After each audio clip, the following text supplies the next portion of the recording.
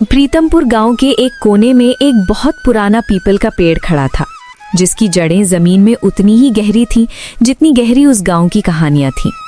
उसी पीपल के नीचे हर सुबह शंकर अपना छोटा सा दाल चावल का ठेला लगाता था।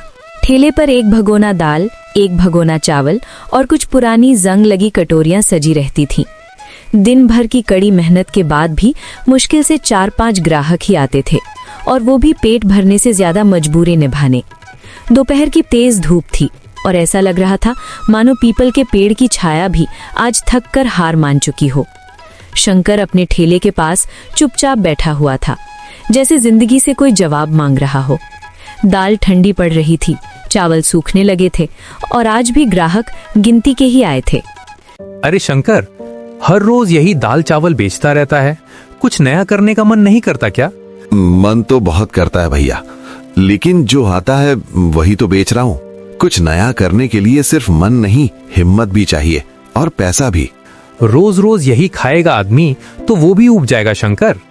वैसे सच सच बता, इस दाल चावल से घर कैसे चल रहा है? शंकर कुछ पल चुप रहा। दर्द बहुत गहरा था और शब्द उससे भी भारी। पुराना कर्ज अब तक उसके कंधों से उतरा नहीं था। हाँ भैया, कर्ज तो जैसे मेरे साथ साया बनकर चल रहा है। कमाता हूँ तो पहले उसी को चुकाने में चला जाता है, अपने लिए कुछ बचता ही नहीं। यार शंकर, इस तरह तो पूरी जिंदगी निकल जाएगी। दाल चावल बेचकर आज तक किसी को आगे बढ़ते देखा है क्या? कुछ अलग सोच दोस्त, वरना ये चक्कर कभी नहीं टूटेगा। खेत नहीं है, दुकान खोलने के पैसे नहीं, और कुछ और बनाना मुझे आता भी नहीं।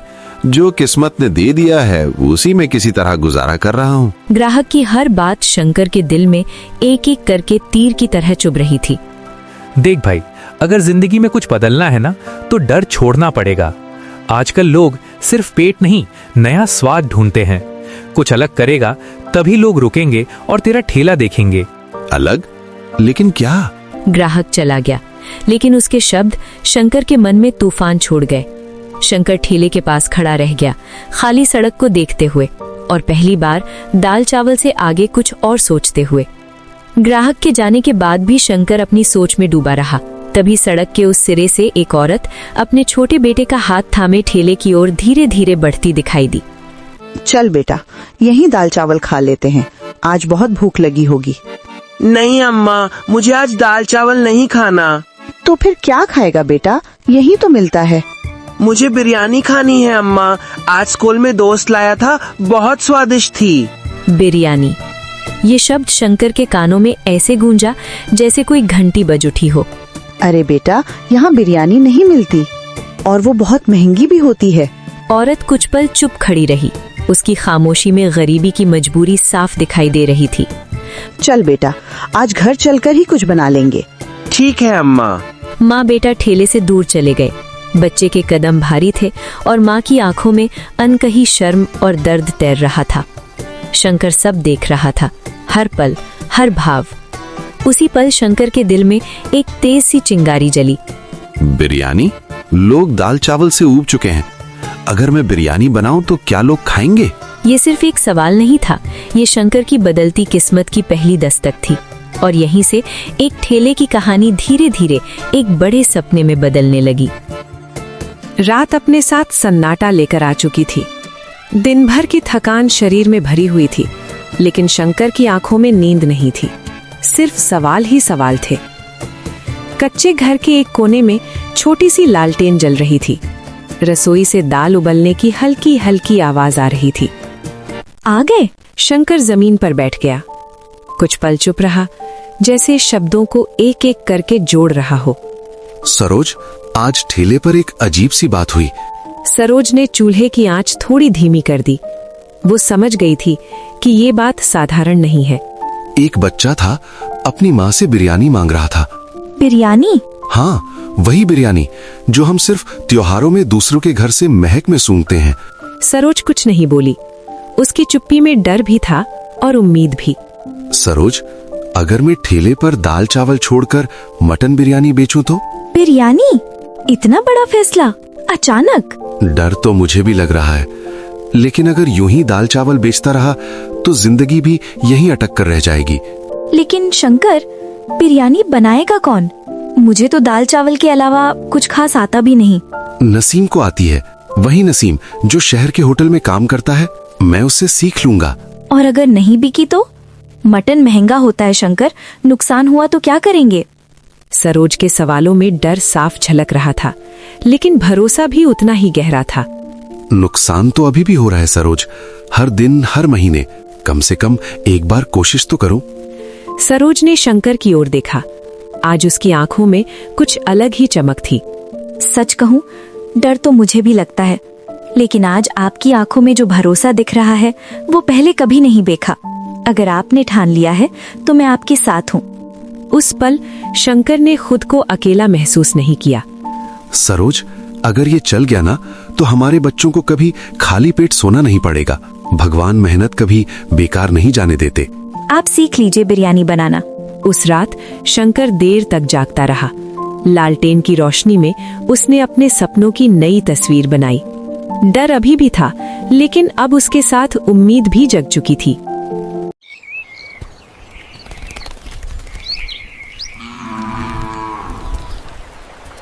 अगली सुबह सूरज निकलने से पहले ही शंकर की नींद खुल गई।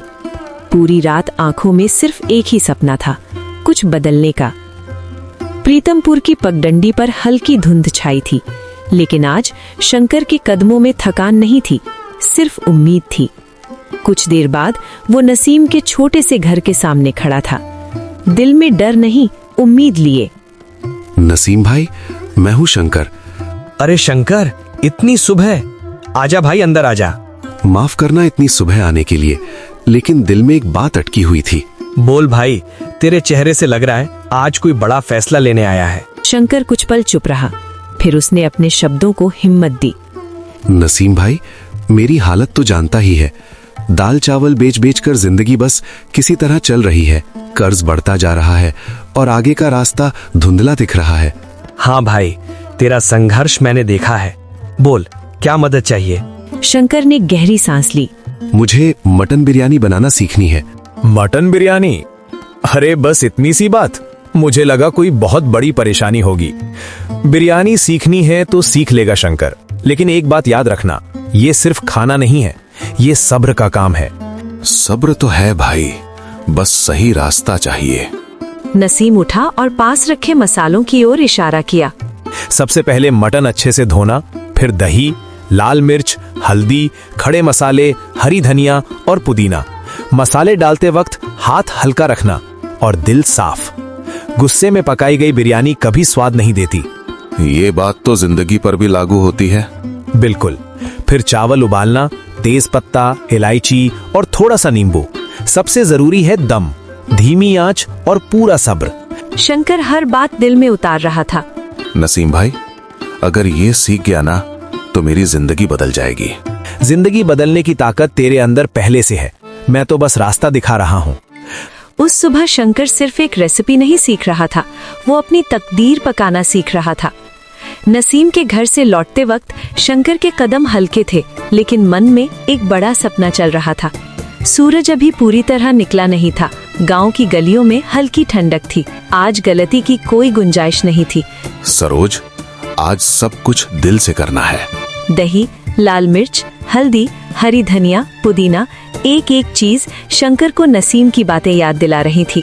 मटन मसालों में अच्छी तरह लिपट चुका था। अब बारी थी चावल की। नींबू डाल दूं? हाँ, थोड़ा सा ही, खुशबू के लिए। जैसे ही चावल उबलने लगे, घर में एक अलग ही महक फैल गई। ये सिर्फ बिरयानी की खुशबू नहीं थी, ये उम्मीद की खुशबू थी। अगर ये चली ना सरोज, तो सब कुछ बदल जाएगा। चलेगी? मेहनत कभी खाली नहीं जाती। अब मटन चूल्हे पर था, धीमी आंच, बिल्कुल वैसी जैसी सिखाई गई थी। शंकर खुद से फुसफुसाया, जल्दी मत करना, सब्र रखना। जब मटन लगभग पक चुका था, उसके ऊपर चावल की परत बिछाई गई, ढक्कन रखा गया, दम लगाया गया और वक्त जैसे थम सा गया। दिल बहुत तेज धड़क रहा है। मेरा भी, जैसे जिंदगी उबल रही हो। कुछ देर बाद शंकर ने दम खोला। भाप के साथ एक तेज गहरी लुभावनी खुशबू बाहर निकली। सरोज, लगता है बन गई। लगता नहीं, सच में बन गई है। उस सुबह शंकर ने सिर्फ बिरयानी नहीं बनाई थी, उसने अपने सपने को पकाया था। गांव का चौराहा, जहां रोज लोग आते जाते थे, आज वहां कुछ अलग था। शंकर ने ठेला उसी जगह लगाया जहां बरसों से दाल चावल बिकता था, लेकिन आज बर्तन से उठती खुशबू कुछ और ही कहानी कह रही थी। दम खुलते ही मटन बिरयानी की महक हवा में फैल गई। अरे ये कैसी खुशबू है, लगता है कहीं बिरयानी बन रही है। लोग रुकने लगे, देखने लगे, लेकिन कोई पहले आगे नहीं बढ़ा। उसी पल कल वाली औरत अपने बेटे के साथ उधर से गुजरी। अम्मा देखो, यहाँ मटन बिरयानी है। अरे सच में? कल तो यहाँ दाल चावल था। शंकर का दिल तेज तेज धड़कने लगा। हाँ दीदी, आज स्पेशल मटन बिरयानी है। सच बताओ, अच्छी है ना? एक बार खा कर देखिए, अगर पसंद ना आए तो पैसे मत देना। आवाज कांप रही थी, लेकिन आंखों में पूरा भरोसा था। ठीक है, एक प्लेट लगा दो। पहला निवाला पड़ा और चेहरे बदल गए। अरे बाप रे, ये तो कमाल है। अम्मा, ये तो स्कूल वाली से भी ज्यादा अच्छी है। शंकर की आंखों में पानी भर आया। एक प्लेट और दे दो भैया। ये शब्द शंकर के लिए सबसे बड़ी जीत थे। फिर एक प्लेट, फिर दूसरी, फिर तीसरी। अरे शंकर, आज तो तेरा ठेला बिरयानी होटल बन गया। काका, आज दाल चावल छुट्टी पर है। वाह, मटन तो मुंह में घुल रहा है। अब ठेले के आगे लोगों की लाइन लग गई थी। लगता है भगवान ने मेहनत देख ली। शाम तक हांडी खाली हो चुकी थी, लेकिन शंकर का दिल भर चुका था। ये सिर्फ पहली बिक्री नहीं थी, ये उस संघर्ष की जीत थी जिसे दुनिया अक्सर देख नहीं पाती। रात गहराने लगी, चौराहे की रौनक धीरे धीरे सन्नाटे में बदल गई। शंकर ने खाली बर्तन देखे और पहली बार दिल से मुस्कुराया। आज थकान भी मीठी लग रही थी। ठेला समेटकर वो धीरे धीरे घर की ओर चल पड़ा। रास्ते भर कदम भारी नहीं थे, दिल भारी था खुशी से। सरोज ने पैसे देखे तो उसकी आंखें भर आईं। इतनी कमाई? अब कर्ज उतरेगा, अब बच्चों की फीस रुकेगी नहीं, अब हम भी चैन से सांस लेंगे। भगवान ने आपकी मेहनत देख ली। आज समझ आया, डर से बड़ा कुछ नहीं होता। दोनों जमीन पर बैठे सादा खाना खाते हुए इस जीत को चुपचाप महसूस कर रहे थे। सरोज, आज सिर्फ बिरयानी की खुशबू नहीं, सपनों की खुशबू आ रही है। हाँ, और ये खुशबू अब रोज आएगी। उस रात उस छोटे से घर में अमीरी नहीं आई थी, लेकिन उम्मीद हमेशा के लिए बस गई थी। अगली सुबह प्रीतमपुर कुछ अलग सा लग रहा था, जैसे हवा में भी अब तक मटन बिरयानी की महक तैर रही हो। शंकर ठेला लेकर चौराहे पर पहुंचा तो उसकी आंखें हैरानी से फैल गईं। इतनी सुबह और ये सब लोग? ठेले के सामने पहले से ही लोगों की लाइन लगी थी। भैया, आज जल्दी आ गए, कल वाली बिरयानी मिलेगी ना? आज तो काम पर देर हो जाऊंगा, पहले बिरयानी खाऊंगा। शंकर के हाथ हल्के से कांपे, लेकिन इस बार डर से नहीं, खुशी से। सबको मिलेगी, आज भी उतनी ही दिल से बनाई है। उसी भीड़ में एक जाना पहचाना चेहरा आगे बढ़ा। अरे शंकर, लगता है अब मुझे भी लाइन में लगना पड़ेगा। नसीम भाई, अगर तू ना होता तो ये दिन भी नहीं देख पाता। मैंने तो बस मसाले बताए थे, दम तूने खुद लगाया है दोस्त। शंकर का चेहरा खिल उठा। लोग खाते, मुस्कुराते और दूसरों को बुलाते। अब से तू दाल चावल वाला नहीं, बिरयानी वाला शंकर है। शंकर की आंखें नम हो गईं। कभी सोचा नहीं था लोग मेरे नाम से मुझे बुलाएंगे, इतना प्यार देंगे। आप सबका दिल से शुक्रिया। वो पीपल का पेड़ आज भी वहीं खड़ा था, लेकिन उसके नीचे खड़ा इंसान अब वही नहीं था। जिंदगी बदलने के लिए बड़े साधनों की नहीं, एक सही सोच और एक साहसी कदम की जरूरत होती है। तो दोस्तों, वीडियो बनाने में बहुत मेहनत लगती है। अगर कहानी पसंद आई हो तो वीडियो को लाइक करें, चैनल को सब्सक्राइब करें, शेयर करें और कमेंट में अपनी राय जरूर दें। मिलते हैं अगली कहानी के साथ अगली वीडियो में। तब तक के लिए अलविदा दोस्तों।